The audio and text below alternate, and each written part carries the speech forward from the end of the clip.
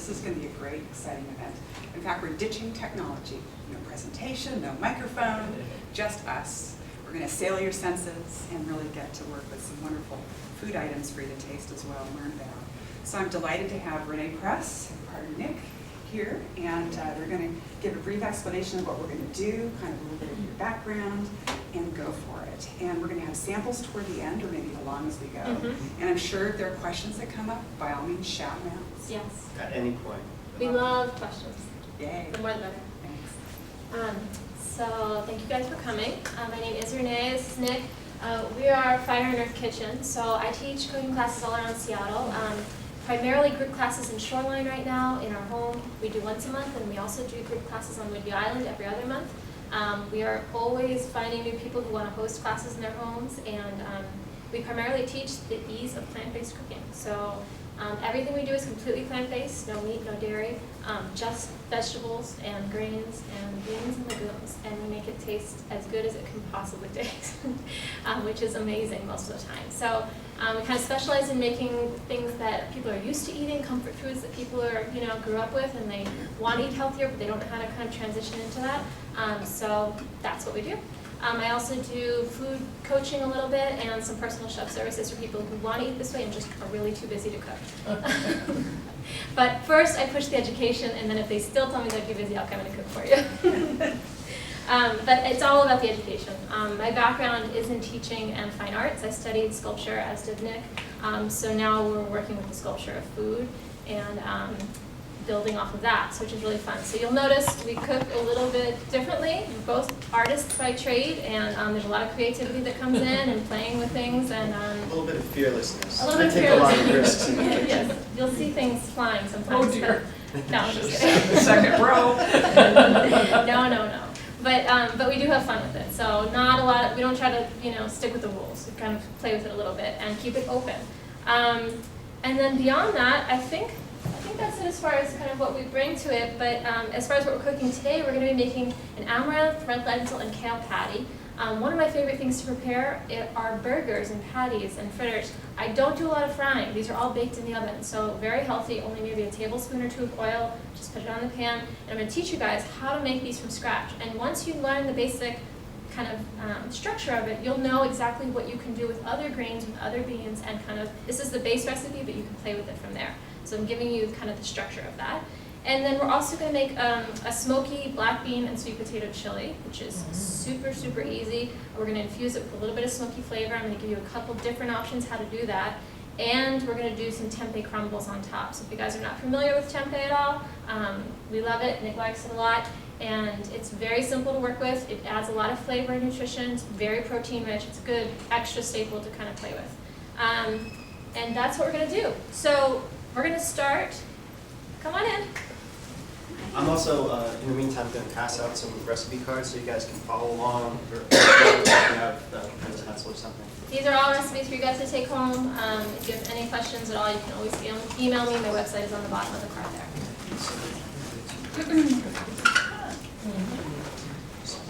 So, I just want to start by, before you even jump into the recipes, I just want to talk for a second about kitchen tools, because I'm not huge into, like keeping things to the book, but there are a couple things that you really can do that are going to make your time in the kitchen a lot more enjoyable, because I meet people all the time and they say, well, I don't really like to cook. Or there are certain things, like how many of you have knives that are probably not sharp, like me?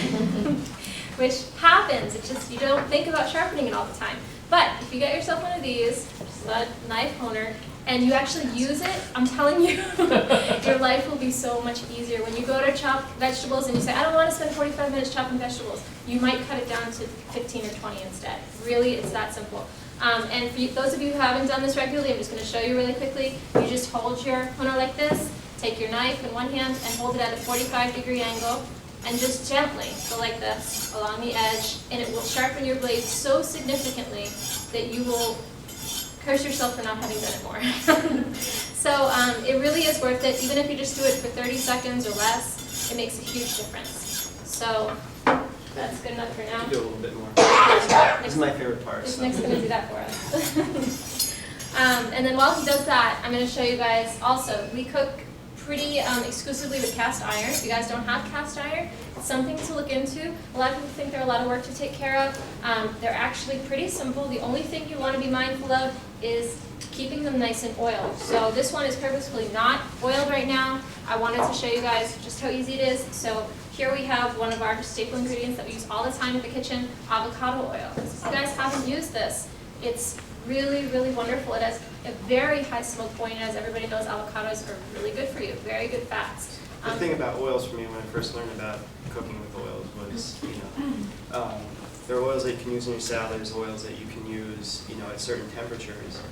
So you can only fry a little bit on lower temperatures with stuff. So some oils won't go in an oven and really take high heat. So we were finding kind of in the beginning we had a bunch of different oils, all with sort of different properties and qualities. And when we discovered avocado oil, it just spans the whole spectrum. It can go on a salad, it's great.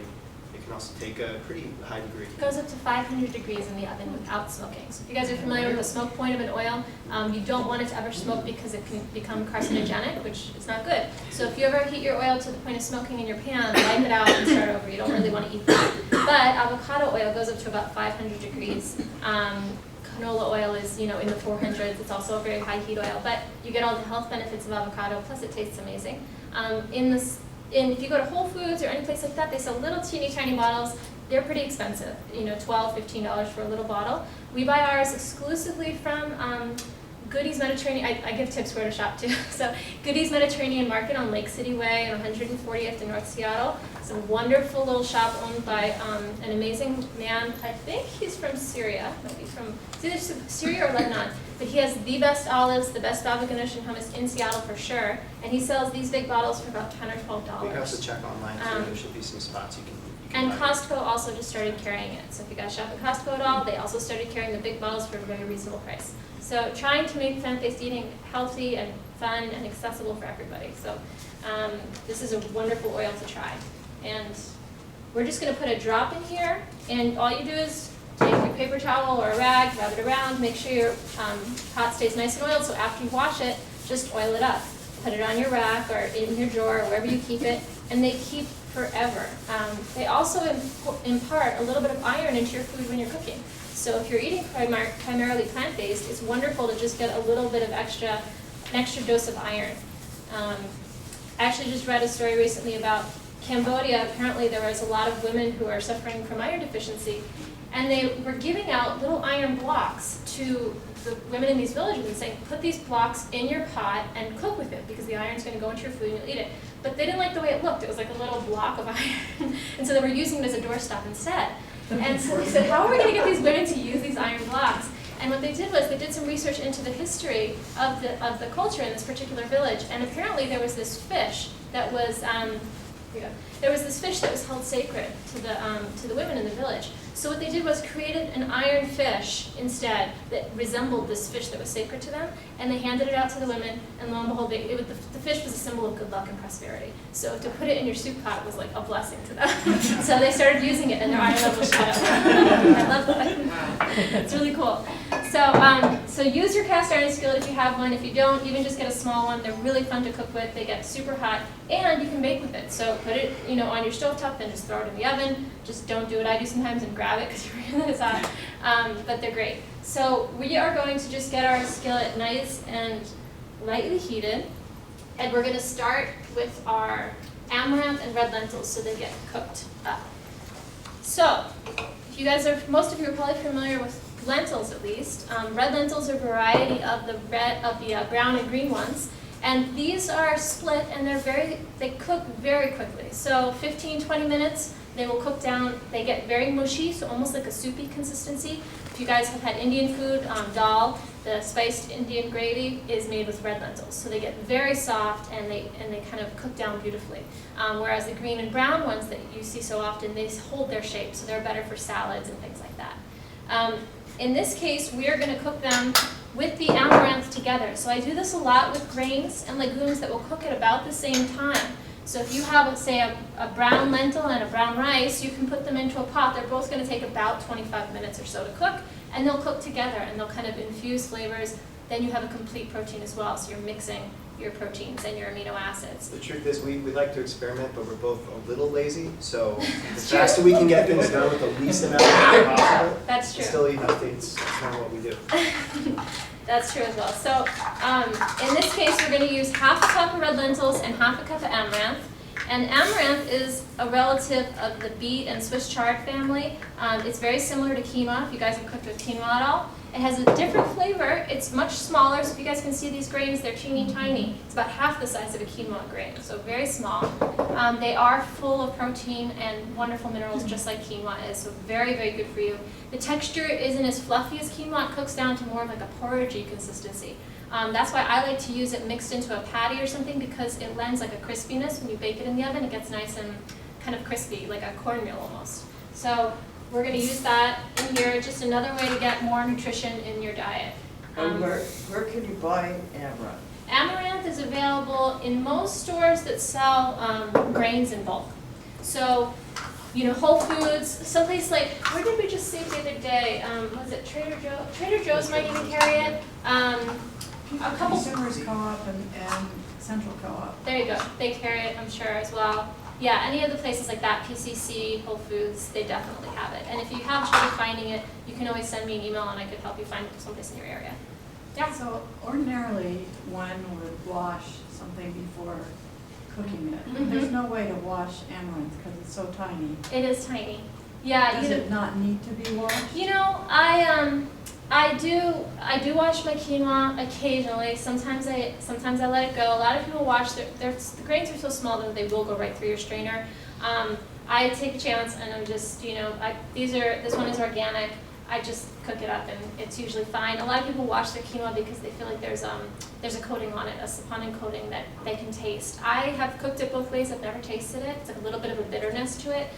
So I tend to kind of let it go here and there. I do wash my brown rice very well, so just kind of rub it in water and let that come out and rinse it, yeah. The amaranth is difficult to wash. So to our grains and our lentils here, we're going to add 2 cups of water. So we have half a cup of this, half a cup of the amaranth, 2 cups of water. So you're just basically doing 2 to 1. And we're just going to bring it to a light boil, and then we're going to lower it to a simmer. And then we're going to let it just bubble away until it's cooked. And you'll know it's cooked because most of the water will be absorbed. And that will be that. I'll show you exactly what it looks like. So we're just going to let that come to a light boil. Our skillet is heating up nicely, so we're going to get started on cooking the vegetables for the chili. Did anybody have any other questions about the amaranth and lentils? Okay. Usually at this point I'm washing dishes, so if I'm standing here like a security guard, you know why, I don't know what to do with it. I don't cook so much as I wash dishes. That's true. This is going to be the easiest class of your career. Good to see you.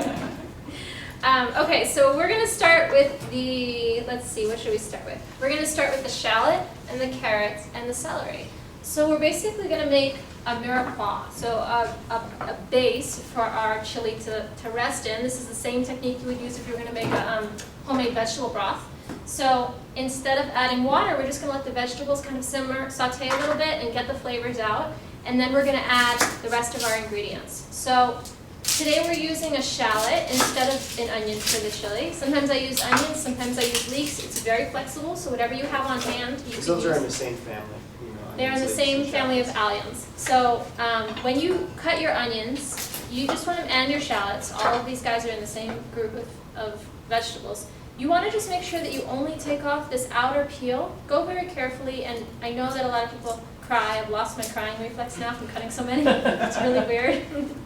But if you cry, you know, you can go faster, but just take your time and leave the reason I say to do this is because the outermost flesh, not the papery part, but the bit just underneath, has about 70% of antioxidants in an onion. So when you go just like cutting and chopping and throwing it away because you're crying so much, you're losing almost all of the nutrition in that as far as antioxidant level goes in the onion. So go a little bit slowly. If you have a hard time getting the papery peel off, I find that it's similar to garlic where you can kind of press it and squeeze it a little bit and it'll pop off easier.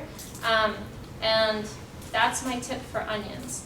And then also, if you can see what I'm doing here, I'm putting them in a compost bin.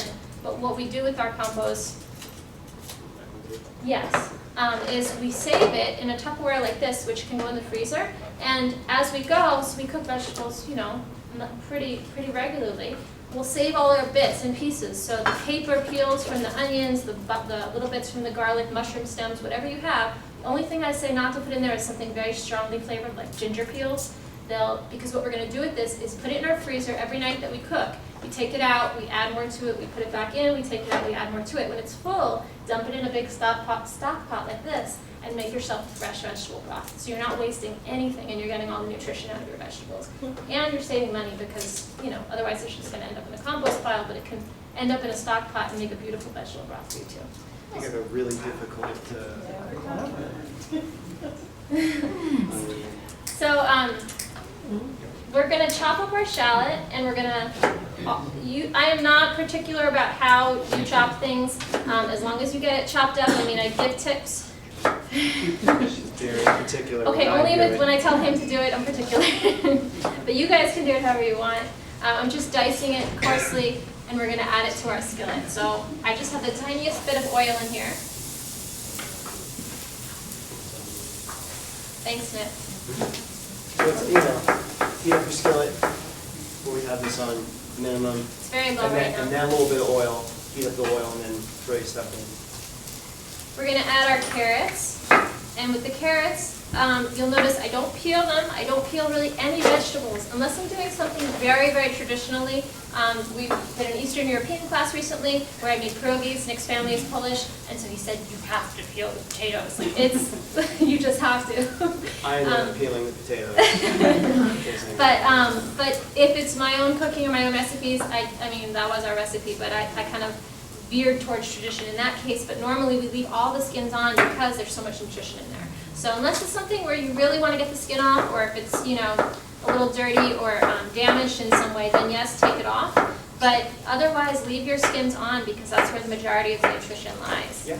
Then do you use organic? I do buy organic as much as possible. I don't buy all organic. I wash things very well. I soak them in a bowl, and you can even put a little bit of vinegar in there, and that will soak and get, you know, anything off. Residues and things. We try to stick to the clean 15 and the dirty dozen rules. These are a list that's put out by. I was going to say the environmental protection. Yeah, and I can get you all handouts of that too. Oh, So okay. there's Yeah, a list that's put out every year. That's the 12 worst foods that you would want to buy organic. They contain the most pesticide residues of any other foods. These are leftover residues that have actually gotten into the plant. And the thing is, because they sort of change what pesticides are used, they update it every year because it changes slightly. A while back, broccoli was not on the 30 dozen list, and I think this year it is on the 30 dozen list. So we've now kind of refocused to buying organic broccoli, whereas for years we didn't.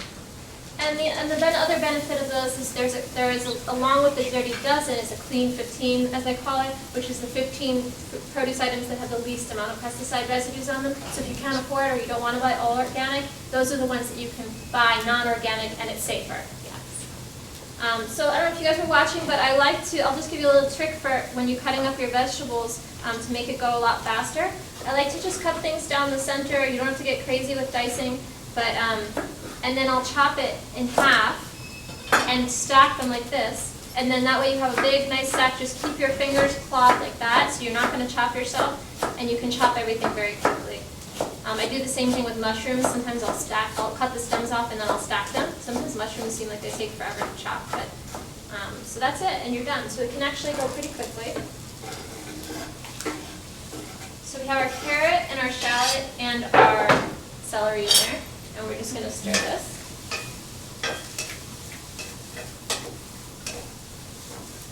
And I left the leaves on the celery as well. You can eat those. A lot of people cut them off, but they taste wonderful and a lot of flavor. So we're just going to stir that up. And while that's cooking, we're going to do our garlic and our sweet potato. So with the garlic, trick for getting the cloves out easily is just pressing on it with the palm of your hand. It'll break right open, and you can peel off as many as you like. And then using the same technique with the cloves individually, you can just break the paper and the clove pops right out. You don't need to use, it's funny because we're not very old, but everyone always has all these gadgets, and I'm always like, do it the old-fashioned way. We don't really use those garlic paper peelers or mincers or anything. I feel like the more tools you use, the more dishes you have to wash, the less likely you are to cook, period. So if you can do it with your hand, do it with your hand. We have, you know, when I cut a lemon, I'm always like squeezing it and catching the seeds, and I don't use the thing. Everyone's always laughing at me, but I think it works just fine. So we have our 4 garlic cloves, and when you cut your garlic, same with an onion. I didn't do it today because we're in the middle of a class, but cooking for ourselves, and when you're cooking at home, you absolutely should. Cut your garlic and your onions first, because when you cut them and you expose them to oxygen, I'm just going to pound this and chop it up really quickly, you are activating the immunity boosting enzymes in that garlic and in that onion. And it's only when they're exposed to the oxygen. So if you chop them first and then you just let them sit at room temperature right on your cutting board for about 10 minutes before you apply heat, you're going to boost the immunity boosting benefits of it. So always do your garlic and onions first, and then add them to the pan. It also has a benefit, it kind of mellows out the really sharp garlic flavor a little bit, so it just kind of, it flavors it really nicely as well. Nick, could you grab me one of those dish rags and put them under our cutting board here so I can not sag around? Thank you. Okay, so we're going to add our garlic to the skillet. And again, if I was cooking at home, I would have let that sit a little bit longer. We're going to get our sweet potato ready. Turn that up a little. So, no, I just did. We're going to just cut off the very ends. And with the sweet potato, the way I like to cut it, and similarly with potatoes, is again, leaving the skin on. It's just washed really well. Looks like there's dirt, but there's actually not. It's just skin coloration. You're going to take it and just go down the center, spacing them out about ½ inch or so. And then I like to go the other direction, like this. Makes cutting it very easy. This is how you would make sweet potato fries, if you're going to. Very simple way to julienne it.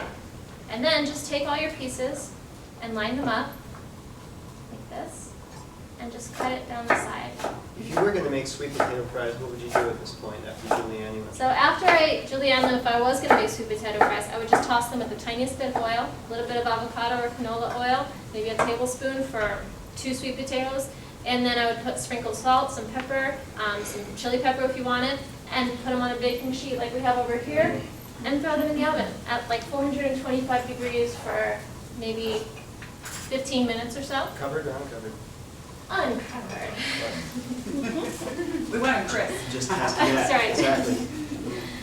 Yeah, and another trick for crisping vegetables in the oven that we like to do is you can add a little bit of potato starch or rice flour. They're both very good crisping agents. So if you have a vegetable that you want to get nice and crispy, cauliflower works well, mushrooms work very well. Just toss it with the tiniest bit of brown rice flour or potato starch, and put just a little bit of oil, whatever spices you're going to use, salt, pepper is fine. Throw it in the oven and they get beautiful and crispy. It's almost like a fried food, but it's not. It's just baked in the oven with a little bit of oil. And the flour helps it crisp up. Potato starch and what's the other one? Rice flour. Thank you. So we have some amaranth overflow, which happens. So we're just gonna The second row sounds like a better idea. leave your lid off to the side a little bit. The amaranth has a tendency, it's so tiny that it just like flows up with the water if you have any steam come out. So, okay. So we're just gonna get this coarsely chopped. So if you cook grains in a rice cooker, you can keep them from overflowing by putting a little bit of oil in the rice cooker. Does Yes. that work on top of the stove? Yes, it does as well. I think it breaks the surface tension of the Yep. foam. It's a royal mess if you forget.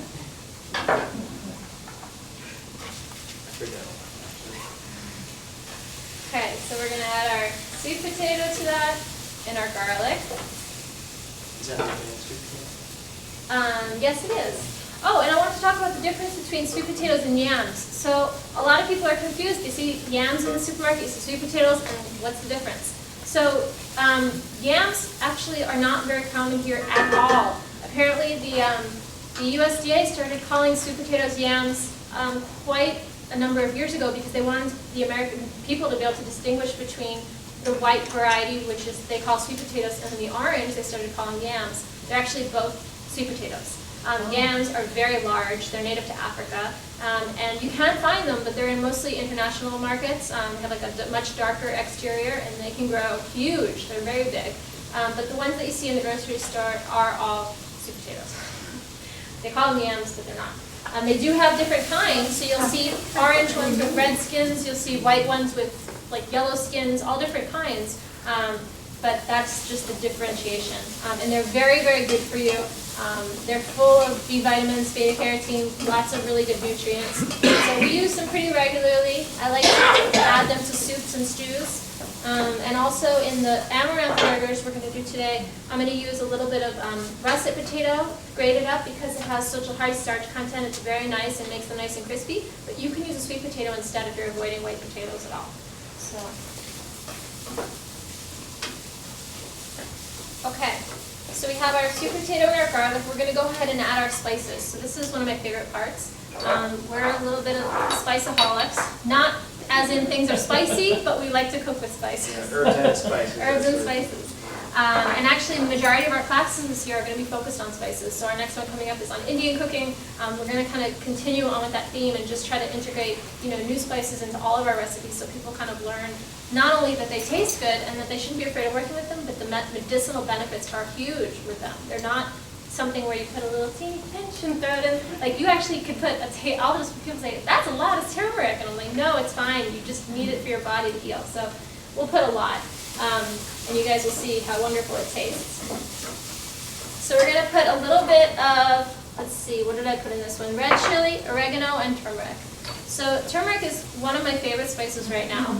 We eat it pretty often in this form, so the powder that you find at the grocery store. But I also buy it fresh. I don't know if you guys have ever seen fresh turmeric, but it's a beautiful orange color. It looks like ginger. It's in the ginger family. You can find it at many, many Asian grocery stores, PCC, Whole Foods, they all carry it as well, usually near the Asian vegetables. It has a beautiful earthy flavor. You can cook with it just like you would ginger or garlic. Very, very mild. You almost don't taste it, but it adds an earthiness to the dish.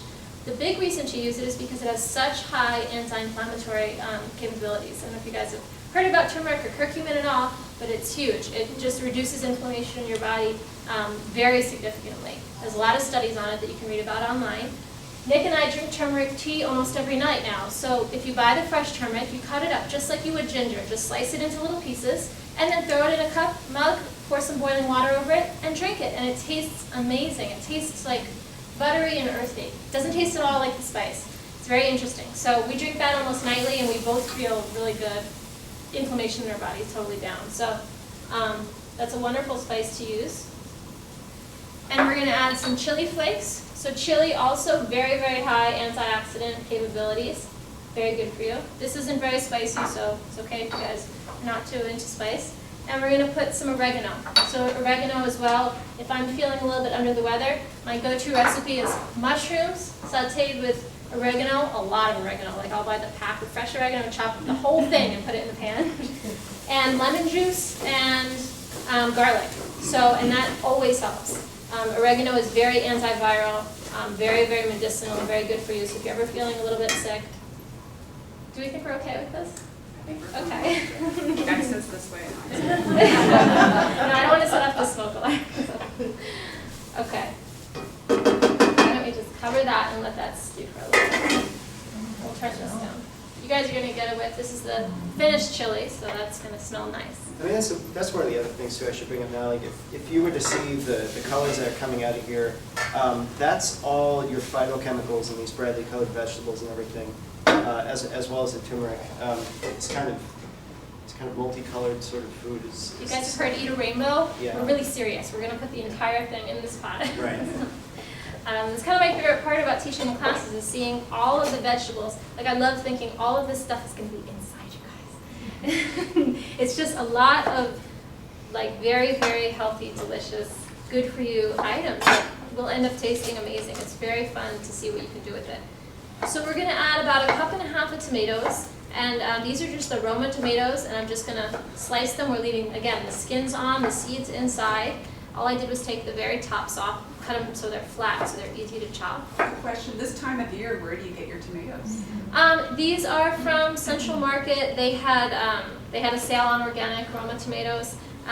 You know, they come from different places. I'm sure some of them come from Mexico. If you want to preserve your own, if you're lucky enough to have a tomato patch that does well here in Seattle. We haven't had much luck. We live in shoreline under a big canopy of beautiful trees that don't give us any tomatoes. But well, they give us tomatoes, but they're like green in September. And then it starts raining right when and you're there's a about lot to. of them, which Yeah. is such a tease because. Yes, that's true. Can you fry those? Yeah. So we buy them fresh when we can. We buy canned.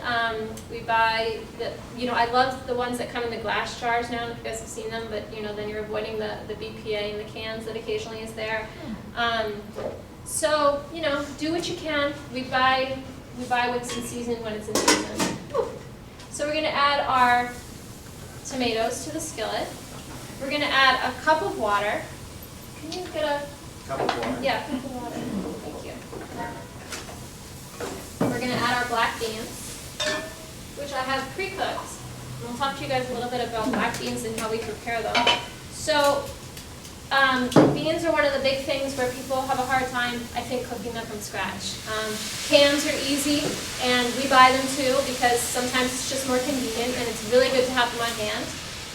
But if you are going to make them from scratch, know that they really do taste different than a can of beans. So if you're like, I don't really like beans that much, if you make them from scratch, they really do taste a lot better. And the easiest way that I have found to teach people to make them from scratch is to buy them in bulk. So you buy them in the dried state, put them in a big bowl like this one, fill the bowl about, however many cups of beans you want to make, maybe a cup or two of dried beans, and then cover them by about an inch or two with water. They'll at least double in volume. They're going to double. After soaking. Right. So So the best I can say is do this at night before you go to bed. Put the beans in the bowl, add the water, put them on your kitchen counter, just let them sit. When you wake up in the morning, take your beans, drain them in a colander, and strain them and rinse them very well, so maybe 3 times. And then you're going to, if you have a crock pot, this is the absolute easiest way to do it. Put them in a crock pot right before you go to work or in the morning, and within a couple hours, if you're at home or when you get home from work, they'll be done. It's just so fast and so easy. And what you should do is make extra. So I tend to tell people to make, a couple cups or more of beans, and you can just keep them in your refrigerator, use them in recipes throughout the week. So you can make a black bean soup one night, you can make a burrito another night, you can save them. So make a big pot of black bean soup and then put that in your freezer. Or you put, get them frozen beans. yeah, you can freeze whole beans as well. So it's very, very easy to just, if you start thinking about how can I make this simpler, because I get it, nobody wants to come home and cook beans on a weeknight when you're tired. It's just, they take forever, it's a pain. So make them when you can. If you set aside a Sunday to do your staples, then make a big pot of beans, make a big pot of rice, have your vegetables chopped, and put them in Tupperwares like that in the refrigerator. And then midweek, all you have to do is pull everything out, do a quick stir fry one night, do a pasta with veggies another night, and it's fast. So that's a good technique to kind of make it doable, because it does get hard. The other thing about beans, I don't know if anybody else, yeah. Go ahead. I was just curious how well the chili freezes. If you wanted to make like a double batch or something. Absolutely, it would freeze very well. Yeah, I would say just freeze it into portions that you would want to pull out, so you're not, just taking out what you want. I have a feeling Nick was going to talk about the gas in beans. About the gas factor, yeah. Yeah, so gas is a huge issue for a lot of people with beans. And one trick that we have for minimizing gas in beans is to use a little tiny piece of seaweed. I don't know if you guys have heard of kombu, which is a form of kelp, but you can get it in most Asian markets or even Whole Foods, places like that carry it near like when you get the sushi seaweed, the nori. It's very thin. It's about thin, like maybe an inch or two wide, and long, about 12 inches long sometimes. And all you need is about a 6-inch piece. Just break off a little bit, put it in your pot when you're cooking your beans, and it minimizes the gas. It also cooks down. You won't taste the seaweed at all, but it cooks into a very creamy consistency. It's almost like the creaminess you get with baked beans or something. That you just put a little piece in. You can do it with any bean, black beans, pinto beans, whatever you like, and it's very nice. We've done that a lot. Yeah. And you're also getting the iodine and all the good minerals from the ocean and from the seaweed as well. The other thing too is that the more frequently you eat beans, I'm not a nutritionist or a physiologist, so this is just from research I've done myself. But they've actually found that part of it is the lower intestine and things like this. and your digestive system has trouble at first breaking down some of the sugars that are present in beans, but that's because there's a sort of imbalance of certain enzymes that would be used to eating when you're eating beans a lot. So the more you eat them, your body actually then just starts to kick in those enzymes and say, oh, this person's eating a lot of beans, we need more enzymes to break these sugars down, and it creates less gas. So That is true. Should we tell your bean story? the more you eat, the more you... How's that rhyme go? Does everyone have beans in the morning? I think beans are good to make you go out and walk. Yes. Everybody just know that you should wash your beans very, very Yeah, this well. is true. Do not cook your beans in the same water you soak them in, because Yes. you'll get all of the gases that come off of the beans in your water and you will ingest those. So when you wash your beans, rinse them out 3 or 4 times. Nick, for a long time, was cooking his beans in the water that he was soaking them in. And he said, I have so much gas from the beans. And it was because he was cooking it in that water. He didn't know. So now we know, and he doesn't do that anymore. But just in case, the exit is bad. Yeah. But yeah, now you guys know. So because we have a full, beautiful batch ready for you here, we're actually just going to pretend this would simmer for 10 or 15 minutes, basically because your black beans are going to be cooked. You could use from scratch beans as I did here, or you can use a can of beans that are already pre-cooked and ready to go. So all you have to do is basically heat up your vegetables. You want the tomatoes to break down. That takes about 10 to 15 minutes. Once your sweet potatoes are soft, your tomatoes are broken down, you have a nice sauce. You're going to add some lemon juice. We're going to add some nutritional yeast, which is right here, we're going to talk about. So if you guys, has anybody here used nutritional yeast before? Okay, yeah. So we're both vegan. As vegans, it's a really, really wonderful. You'll hear it a lot in vegan recipes, but people always say, what is nutritional yeast and why does everybody eat it? They call it nooch. They're trying to make it trendy, so they give it a cute nickname. So Yes. nutritional yeast. What is this? A nooch. Have you ever heard nooch? That's what they're talking about. It's actually an inactive yeast. It's grown on beet molasses. It's not active like yeast that makes bread or beer. But it has very, very, very high B vitamin content, especially B12. It's fortified with B12. B12 is one of the only vitamins, if you're eating a predominantly or exclusively plant-based diet, that you're not getting. And there's different reasons why. We won't go into that right now, but you will be getting it if you're introducing a little bit of nutritional yeast. Aside from the nutritional benefits, it tastes amazing. It has a very cheesy flavor, so if you're trying to avoid cheese at all, minimizing your dairy content, you can add nutritional yeast to different recipes. We like to sprinkle it on pasta with a little bit of olive oil and sea salt, and then if you drizzle it with a little bit of, if you combine these two, you're going to get a very cheesy flavor. So nutritional yeast has a very kind of cheesy flavor. If you smell it, if anybody wants to come up, please do. It tastes similar to how it smells. Have you guys heard of umami? Do you know what umami is? So this is, a nutritional yeast is very high in this umami, which is this sort of other flavor that exists. There's salty, sweet, bitter, all the and then umami, which is sort of like mouth-filling. So it fills your palate. It's very savory, but it's also a little bit monotonous. If you taste it, you'll say, it tastes good, but it doesn't have like the same tang or like richness of flavor that cheese has. And you can get that if you add a little bit of lemon juice to it. So sprinkle this on your pasta with a little bit of sea salt, a squirt of lemon juice, which also, you're getting the vitamin C. Lemons are wonderful. So then you kind of balance it, and you get that nice tanginess that you get from Parmesan cheese, say. So we do that a lot, those two combinations. It's also really nice sprinkled on popcorn. So wonderful, wonderful snack, really healthy. Just pop your corn fresh, don't use the microwave stuff if you can avoid it, because the bags are sometimes lined with chemicals. But if you just buy the dried popcorn, put it in a pot, tiniest bit of oil, or in an air popper, and then just sprinkle this on top with a tiny bit of sea salt, it's perfect. So It's pretty close to that white cheddar. it's like the popcorn cheddar, in the yeah, bag. the cheesy popcorn. Yeah, So your kids will love it. So we're just going to add a little bit of the nutritional yeast, and we're going to add, and you can be liberal with it. People are saying, oh, put a teaspoon. It's like, no, you can really put a lot. We make a really nice vegan mac and cheese that everybody loves, even cheese lovers love it. So you can do that as well. And a lot of these recipes are on our website, so if you go there, you can kind of experiment. And again, I like to just grab the seeds, let the juice come out. We'll give this a stir. And we're also going to add our parsley and our cilantro. So we're very, very big into fresh herbs right now, especially. In the winter and things aren't quite as available, but you can get a lot of your green, your chlorophyll, and all your nutrients from things like parsley, which is pretty available year-round. Cilantro as well. So these guys are amazing. People think that it's just garnish or you put a little tiny bit, but no, you're shaking your head, you know too. They're really good for you.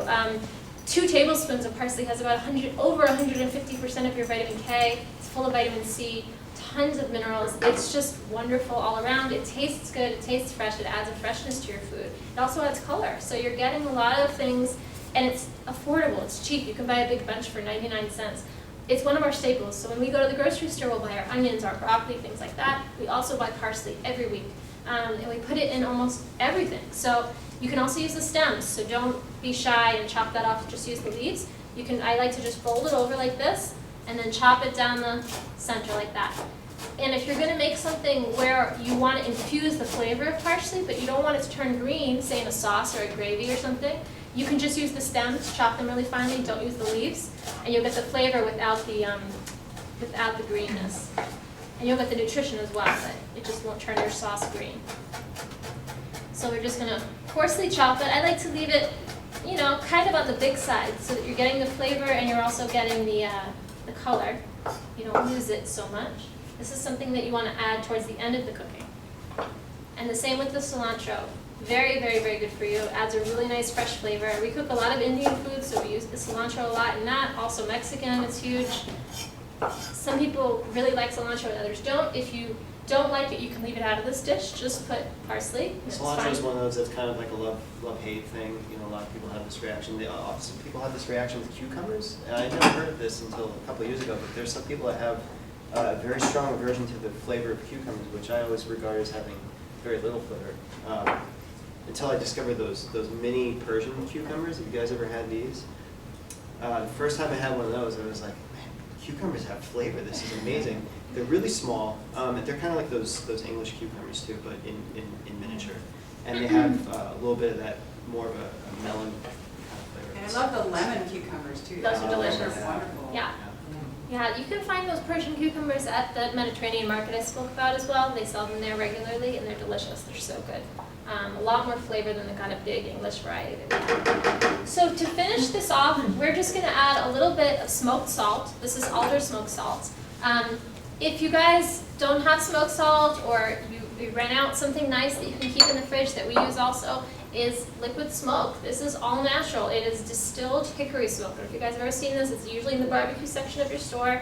From what we can tell, there is nothing bad in here. It's water and distilled hickory smoke, basically. And it smells very strong. It smells like a campfire, basically. If you want to infuse, for people who are, you know, getting used to eating more plants and not so much barbecued meat, things like that, it adds a huge kind of wow factor for people when they smell it. They're like, oh, that smells amazing. And it's just the tiniest bit. You don't want to overdo it or you will ruin the dish. But if you just put like a capful in, you can put it in a chili. You can put, what else? Even half a cap will do it in many cases, but yeah, it's really fun stuff. We have a friend from Tennessee who loves all that stuff, and we gifted him this for Christmas, and he was like overjoyed. So, I'll use it on tempeh sometimes in the morning because I mean I haven't had bacon in how many years, but it kind of satisfies that need for something that's smoky. I'll put some salt with it, maybe a little maple syrup, some of the tempeh, and it has that kind of like crunchy, salty, smoky flavor that I kind of miss as being an element of breakfast. So we're just going to put the smoked salt in here. When we break, when you guys have your food, if anybody wants to come up, please take a smell of that. You won't regret it.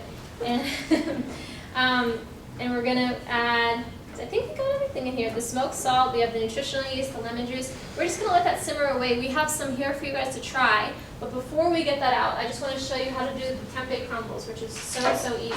So what you would do is, has anybody here prepared tempeh before? You guys familiar with it? No? Okay. So tempeh is similar to tofu in that it's made with soybeans. Comes in a package like this usually. It's fermented soybeans. So what they do is, it's actually soybeans that are cooked and then they're fermented with the, it's like a type of fungus actually, but it's really, Like blue cheese. it's like it's similar to a blue cheese. It's very delicious. You can see, I'll take it out of the package so you guys can see what it looks like. Sometimes it'll have like little white spots on it, sometimes it'll have little brown spots. It's because of the fermentation process. So don't be alarmed if you see anything on there. It's completely normal. It's that fermentation that actually helps you get a lot of the nutrition out of soybeans. You know, they'll feed it to cows because cows have a process of breaking it down and getting nutrient from it, but it's a little bit harder with humans. So a lot of the fermentation of soybeans, like the miso, tempeh, that's what helps it break down so you can actually get a lot of nutrients. It is much more nutritious in the fermented form. So if you're interested in experimenting with soy at all, this is a great option. It's very easy to prepare, just like tofu is. It has a lot of absorbency, so whatever flavors you put in, it will take on. If you marinate it in something, if you have a favorite marinade, this will work well. In this case, we're just going to crumble it up into little pieces. So all you do is take the block and break it up into little bits. We're going to drizzle it with a tiny bit of oil and a little bit of coconut aminos, which Nick is going to hold up for you. It's right here. Coconut aminos is an alternative to soy sauce. Now, obviously, we're using soy right here, so we're not averse to soy. But if anybody here is, or just wants to experiment, this is a really, really nice product that we use all the time. Because it's very low in sodium. Soy sauce is very high in sodium, and a lot of people have issues with soy or trying to limit their salt intake. Coconut aminos is just the sap from a coconut tree, and they put a little bit of sea salt in there, and it tastes amazing. It tastes so similar to soy sauce. We serve it to people all the time, and nobody knows the difference or cares. It's available at most, like, the natural grocers now. You can also order it online, but if you know anybody who has a soy allergy or is interested, I was avoiding soy for a while, and I was like going through soy sauce withdrawal because it's such a wonderful flavor. And when I found this product, I was like, oh my god. And now when I go to the store, a lot of people know about it. It's always off the shelf. It's almost always sold out, so I have to stop telling people. But it's spreading the word too much. Yeah, but it's really delicious. So if you guys see it, you want to try it, everybody I've ever told about really loves it. So we'll use that today just so you guys can try it. So I just crumbled up the tempeh, and then we'll take the coconut aminos and just drizzle it on top. If you have soy sauce or tamari or whatever you're used to using, you can use that as well. Use salt too for this. Yeah, and then we're going to put a tiny bit of the avocado oil and a little bit of a pinch of sea salt. And then you're just going to toss it with your hands. And then Nick, because his hands don't have, can you grab that thyme and sprinkle that for me? We're going to put a little bit of thyme on here, just for extra flavor. Thyme's also another really good herb for you. It's full of, thank you, antiviral properties. And you just toss it exactly like this. And you put it in the oven for about on 400 degrees for about 10-15 minutes, just until it gets nice and crispy. And then we'll sprinkle that on top. It's almost like a protein crouton or something. You can put it on top of your salad, you can put it on your chili like we're going to do here. It's really delicious, so it's a nice thing to kind of play with. So it's under the broiler? You don't even Or in the oven itself? Yeah, in the oven itself. Yes, in the oven, maybe the middle rack, bottom rack is fine. And if you just take it out, give it a quick shake just like that, just to make sure it's not burning. Some of the little pieces will crisp up more quickly than the bigger ones. Toss it around, take it out, and it's a wonderful snack. If you keep it in a bowl in the fridge, kids love it. They just like snack on it. So that's a really nice one. Okay, so we're heating up. We have some tempeh crumbles already made. Our chili's ready. Nick's gonna get some serving cups for you guys to try it. And while he does that, I'm gonna start on the amaranth patties. So get our stuff ready to go. The smells are delicious.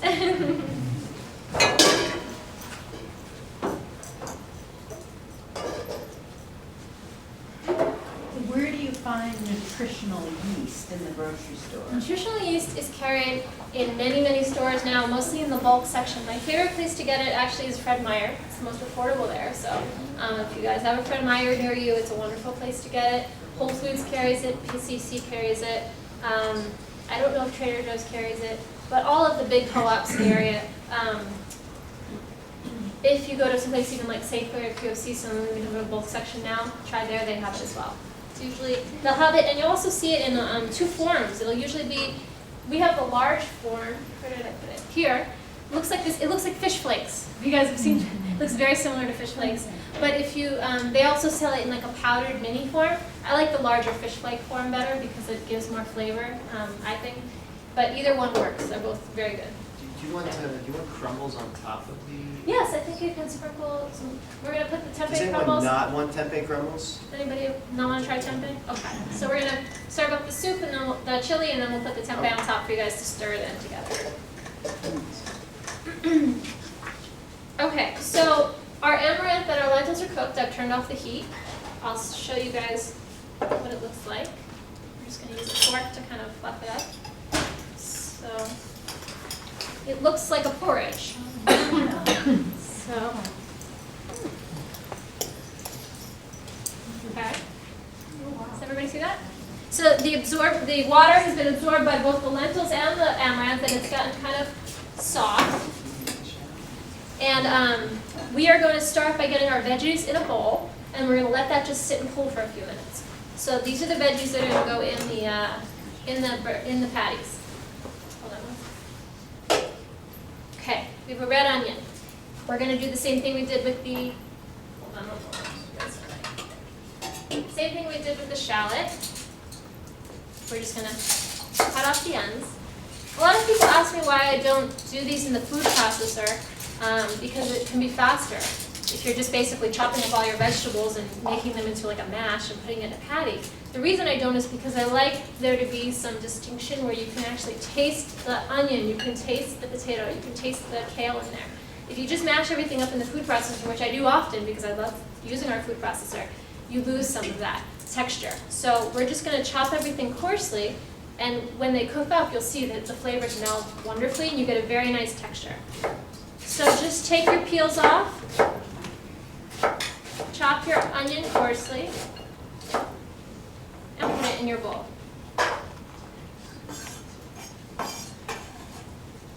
Okay. And then we're going to add, we'll get our potato ready, we'll get our kale ready. And let's see, what else? We have our red lentils, we have our amaranth ready to go. So let's do our potato next. So again, I said I'm using a russet potato because of the high starch content. It's going to get nice and crispy when you bake it in the oven. I leave the skins on to maximize the nutrition. Just take off any little bits, brown spots or eyes that you see. And everything else just leave on there. And I use a potato grater, cheese grater here because it gets the potato perfect consistency. So we're just going to grate it up. It not only adds crispiness, it also adds body to the patty. It's going to add like a nice texture. And you can substitute sweet potatoes, you can substitute parsnips, any root vegetable would work well here.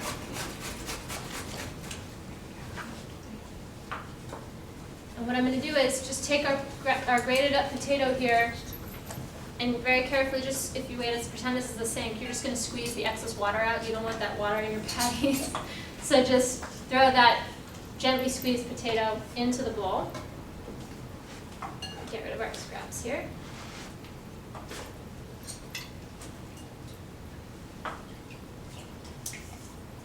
Can you guys taste the smokiness? Yeah? Good. Yeah. Okay, so we're going to put our parsley, about half a cup of chopped parsley.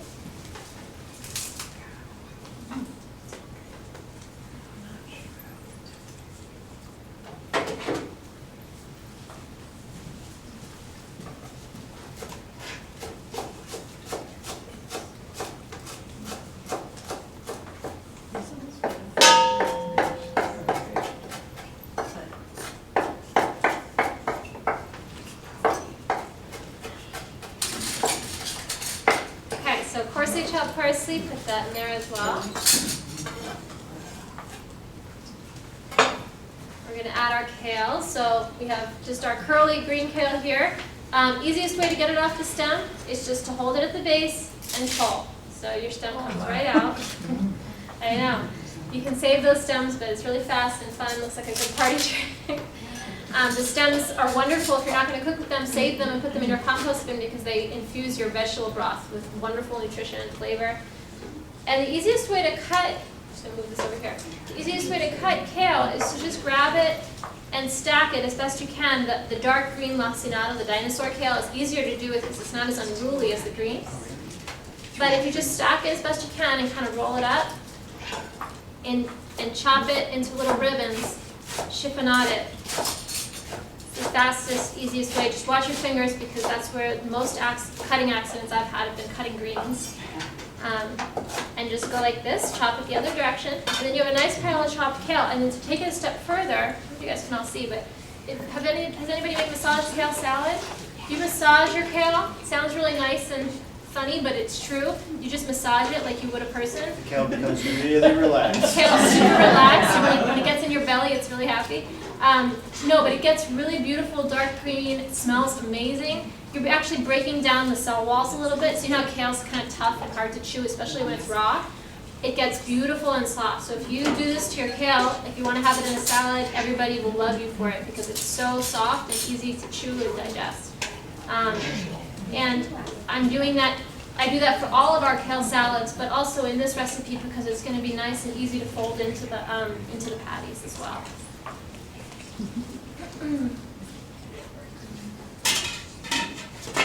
What's everyone tasting right now? Yeah, who likes the tempeh? Who doesn't like tempeh? What are you guys thinking? It's a very particular texture and flavor. It seems kind of tasteless. Yeah. It's yeah, you can marinate it. You can marinate it longer. This one has just the salt and the coconut aminos in there because I wanted you guys to kind of taste the texture of it and taste it for what it is. Mix it with the... Yeah, I've prepared a bunch of different ways.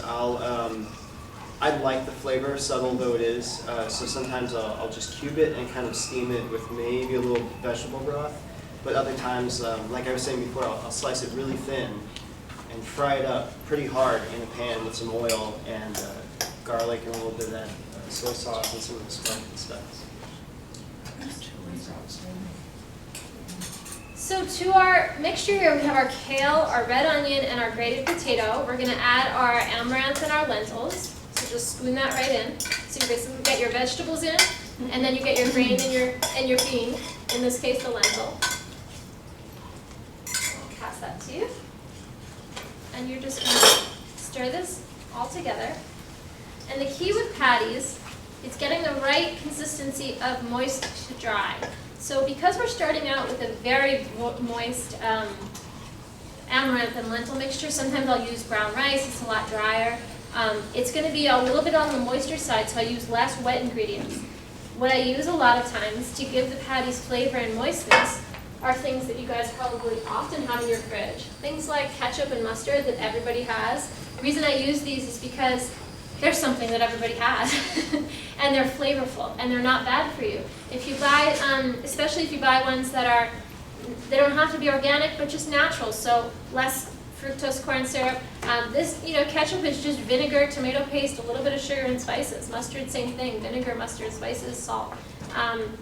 Look for ones that don't have a lot of sodium, but they add a lot of flavor, and you don't need to use a lot. So even a tablespoon of mustard will add an enormous amount of flavor to your dish. And everybody will think you did a lot of work and you actually just or it's something you already had in your refrigerator. So key is just making things easy for people and accessible with things that you already have on hand. So we're just going to put a little bit of mustard, a little bit of ketchup, stir that in.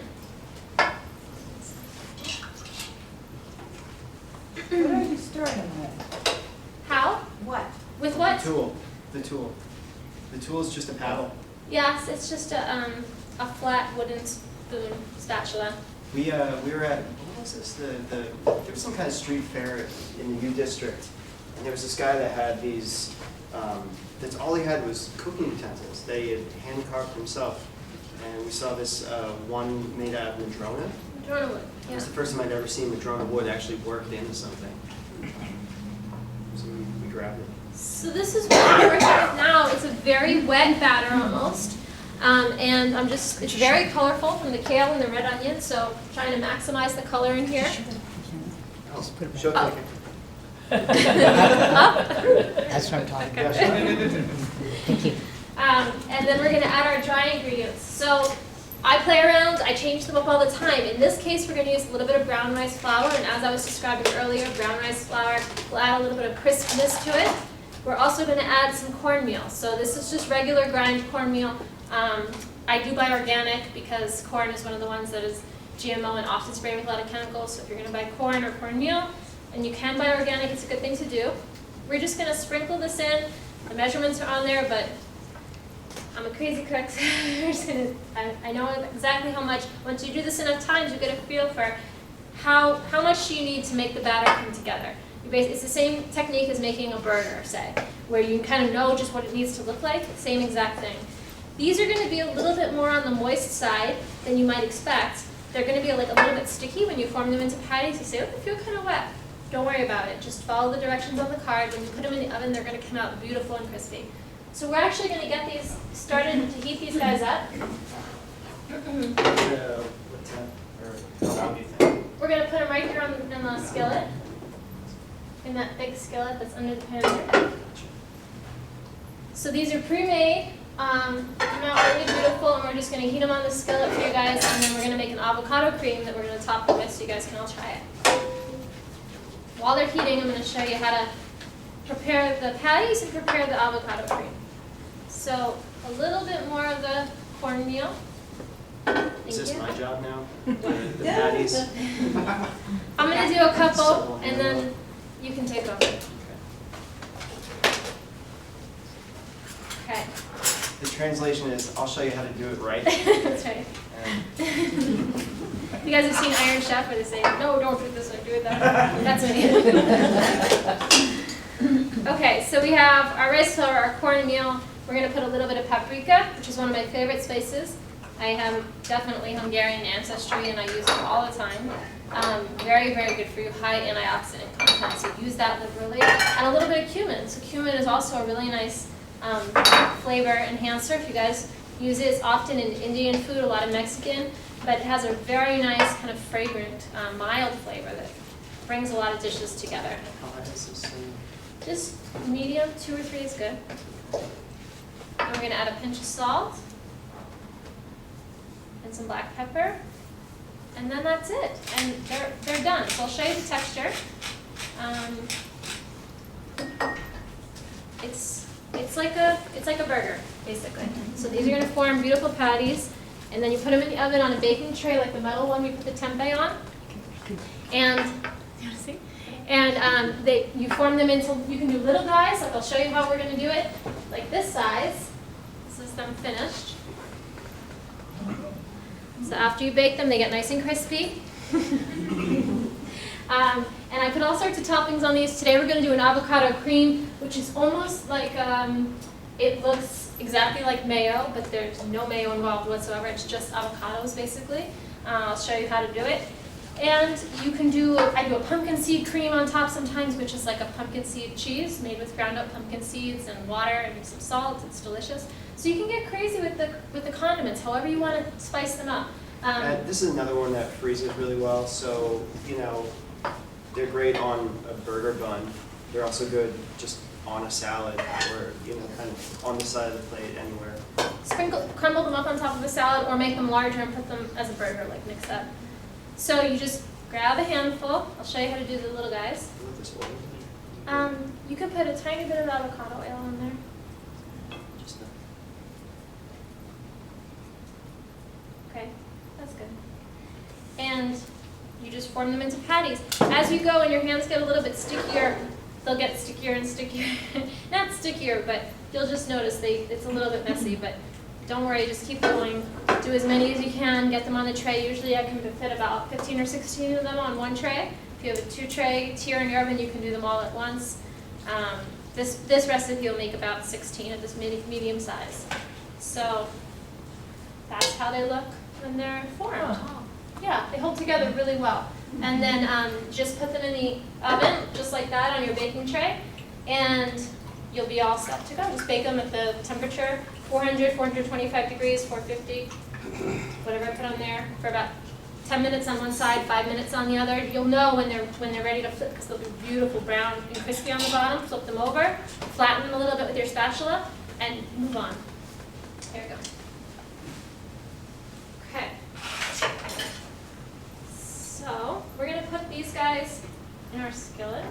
just get them a little bit warmed up for you. And then we'll move on to the avocado. Were you doing okay on time? Absolutely. Okay. And these can also, you know, we bake most things in the oven, but you can also fry them. So if you're a fryer, or if you're having a party or something, just do the same exact technique. Fill, you know, with your batter, put them in little patties, put them in the oil, and they're good. You could just do a pan fry. Are these low in calories? They are. You know, there's red lentils, there's amaranth, it's kale, onion, a little bit of flour, some ketchup and mustard, but there's not, you know, nothing very fattening, and there's not a ton of calories. I don't know the calorie count on them, unfortunately. But you could put them in that that online calculator. It would be pretty easy to do, I'm sure, one of those nutrition calculators. But they're a really good mix of protein, carbs. You have the potato, you have the kale, different vegetables in there from different kind of places in the spectrum. So. Yeah, I'm just wondering if you created a burger. Yeah, like a full-size double stack Yes, a burger. burger. Yeah. I think most of the calories would come from what you put on the burger. Yeah. Oh. But the upside is Right? it's So just- really nutrient dense. I mean, if there are calories, you're getting a lot of vitamins and minerals for the calories that are involved in it. Small burger. Yeah. But they're also, it's incredible. Because of the vegetable content, they're extremely high in fiber. So it's just sort of one of these things that we found, I think, just by eating a lot of vegetables without trying, we're getting a lot of fiber in our diet just because it's there.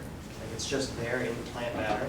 And then the other thing I was surprised about is I'm not one of these people that has a water bottle and drinks water a lot, but I was finding that just because of the vegetable content when I was eating, I'm actually getting a lot of my daily intake of water through the vegetables.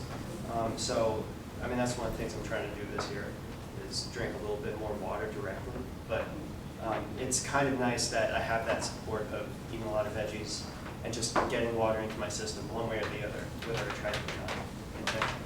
They're also a lot more filling. So whereas with a regular burger, it's a lot more dense. It kind of just goes into your belly and sits there. These veggie burgers, they just expand. They go in your belly, and there's a lot of insoluble fiber in there. They go in and they fill you up. So True. Nick is notorious for coming home from work and eating a whole head of raw cauliflower, and I'll be like, I'm so full. I couldn't eat another thing. I'm It's like a "This thing-" sneak attack. Yeah. I'll just kind of take it all in, and then after 5 minutes, it starts to.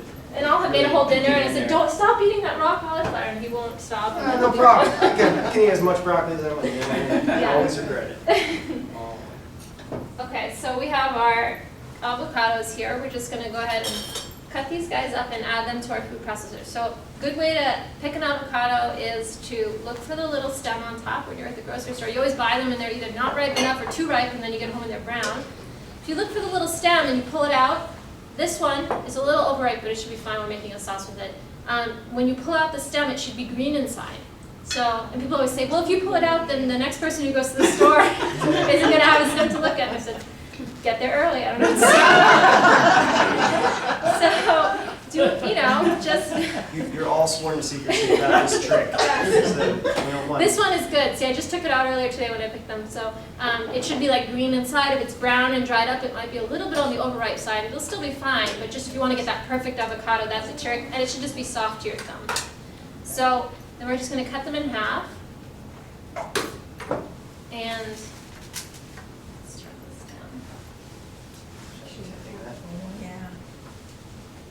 And avocados are really, as you guys know, I'm sure, very, very good for you. They are healthy fats. So you want to include them in your diet. Woo! Flying avocado. I think those are probably, Done. maybe just want to heat them lightly throughout. What should I do after? We're going to set them on plates, and then we're going to serve them up as soon as this avocado cream is done. So we're just cutting it into cubes, still inside the shell, inside the skin, and then scooping it out.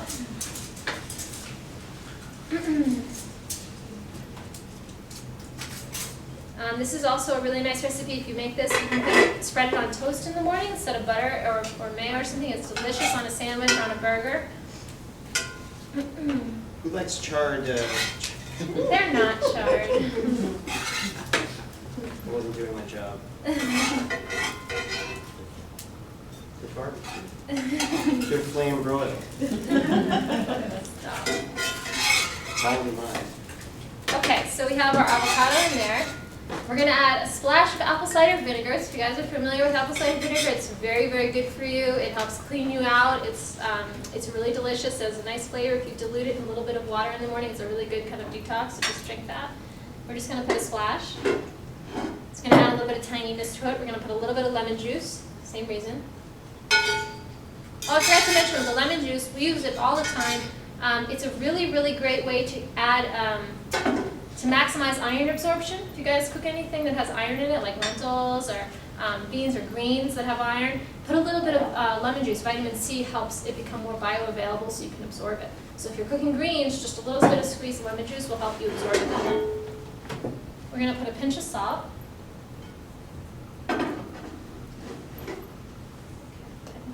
Just we'll keep it nice and low. And 2 tablespoons of parsley. Let's see, where did I put parsley? That's okay, we'll use this one. So, utilizing our stems here as well. It's gonna get chopped up. They all taste good. It's all useful.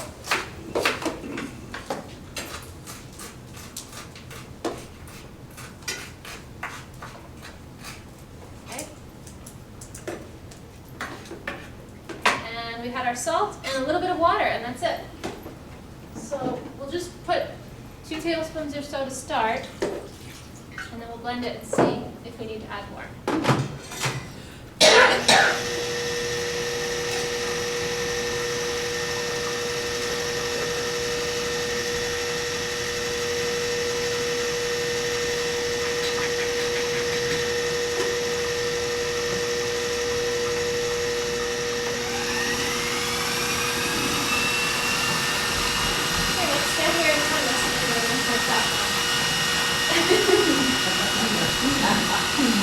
The manly job. Yeah. Takes concentration. We need authority. We need authority to address the food process. I can't hear you over this food processing. What was that?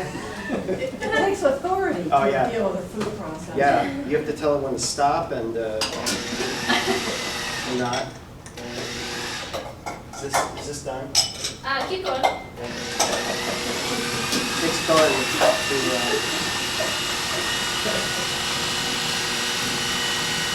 Okay. So we're gonna just scrape down the sides. It's beautiful. It's a beautiful color.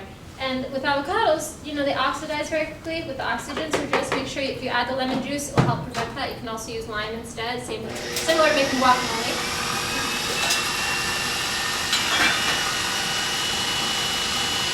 But this is something that the avocado cream does not keep well because of that. You want to do it at the last minute or, you know, the day of. If you're going to make the patties ahead, that's fine. You can either form them and then stick them in the fridge or bake them and stick them in the fridge and just reheat them as we did here.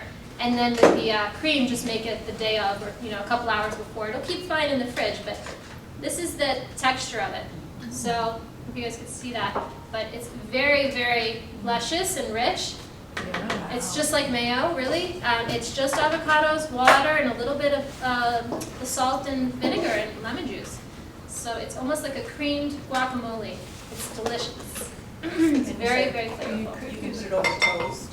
You can put it on toast. If you're going to do it on toast, I would do a little bit less water, just so it has a little bit more body to it, not so thin. And it would be like an avocado butter. And if that was the case, you could even put a little bit of the nutritional yeast in it. If you had some on hand, it makes a delicious spread.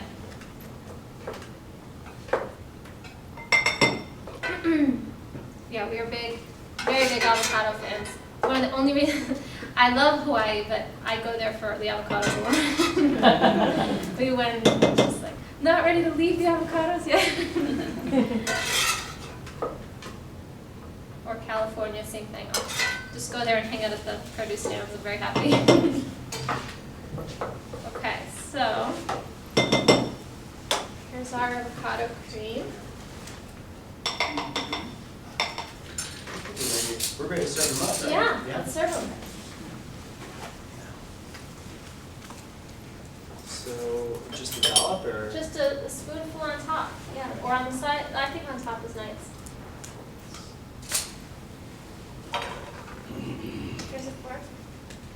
Oh, you have a spoon. Excellent.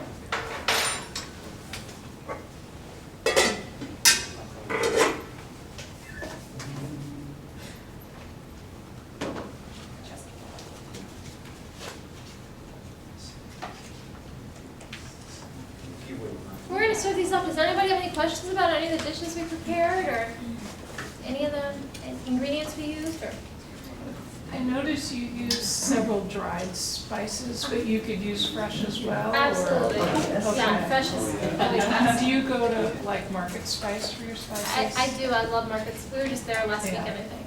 Market Spice is good. We buy a lot at Central Market because we live right across the street in Shoreline. And they have a good bulk spice section. They have a very nice spice section. A couple times a year, they do a 20% off their spices, and so you can just go and stock up all of your inventory. We tell people to buy them, if you can, buy them in bulk, because they really do go bad. They don't go bad. They lose their flavor. So people think that, you know, you buy your big jar of paprika from Costco and you've had it for 10 years. It's really not good anymore. And so we'll buy small amounts of this stuff in bulk. Yeah. And that way we can refresh more and more frequently. So really try to, you know, do that regularly. So every, you know, whenever you can, 4 or 6 months, something like that is a good time to kind of go through your collection and say, what's not good anymore? Get rid of it and buy it fresh. And if you have little jars like this, which I just ordered online, they're very easy to buy. And then you can just fill up your jars just by little tiny bits at a time, fill them up as you need it.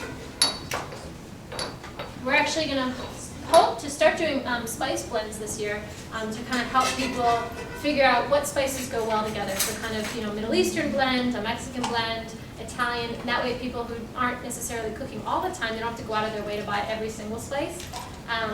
And we're also going to start smoking our own salt. So we actually recently made a friend with a guy on Whitby who is harvesting salt from the Strait of Ontafuga, and he's been making beautiful flake salt with it. And so Nick is going to build a smoker, and hopefully we'll be producing some nice smoked salt as well. I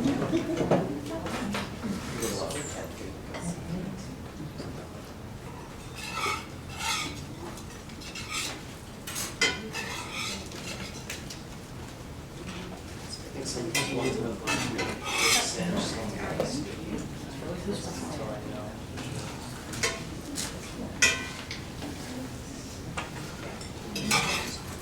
How is it? And they're very good right when they come out of the oven. Very hot and crispy, and so. Good. Yeah, it's a great way to get more greens, more grains, more amaranth. People, you know, they tend to say, oh, I'm going to make quinoa, but then you tend not to just eat a big bowl of quinoa. So this is a nice way to kind of make a big, you could even make a big batch of this and just keep it in your fridge, and then as you come home or a couple times a week, you know, make the patties fresh. And what other substitutes do you use besides the red lentils? You said sometimes you use other grains. Like, would you use farro or quinoa? I use quinoa, I use brown rice a lot, all different kinds of brown rice. We'll buy the red glutinous rice. You know, we try to experiment with what's available, what's on sale, things like that. We're big quinoa people. Everything I do is gluten-free, solely because I happen to be, but also a lot of people have a gluten sensitivity or intolerance now. So I tend to just keep everything gluten-free and safe so that more people can enjoy it. But I'll use other beans. I use black beans, I use pinto beans, I would use chickpeas as well. You can really mix up the bean to grain ratio. I would keep the onion and the potato or some kind of grated up tuber to help bind it together. And then the spices you can play with absolutely. And then just the key is really getting the moist to the dry content. So a little bit of moistness if the vegetable broth or ketchup or mustard, like I said, and then a little bit of dry. So cornmeal works well, breadcrumbs work well, flours, any kind of gluten-free flour would work. Yeah, so, and even ground up nuts as well, very nutritious. Oh, yeah. We'll grind up hazelnuts, things like that, almonds, you can use that as like an almond meal in there as well, very good. Mm-hmm. That was good. Good, I'm glad you guys enjoyed it. Can you use fermented tofu instead of the basic? Yes, absolutely. Do the same technique. Crumble it up, put the soy sauce, salt, whatever you want, spices you want to put on there, marinate it.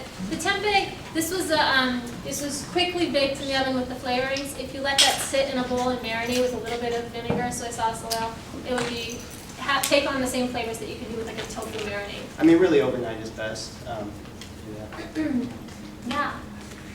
So that is the conclusion of the class. I hope you guys enjoyed everything. As I said, Thank you. yeah, all of our information is on the recipe cards at the bottom, and also I have my little brochure cards over there with all of our classes and services. So if anybody wants to get in touch, just email me or call anytime. Thank you. Yeah, thank you. Knocks it off the smoke alarm. Yeah. All right. Thank you for coming. Thank you. Thank you. Very, very good.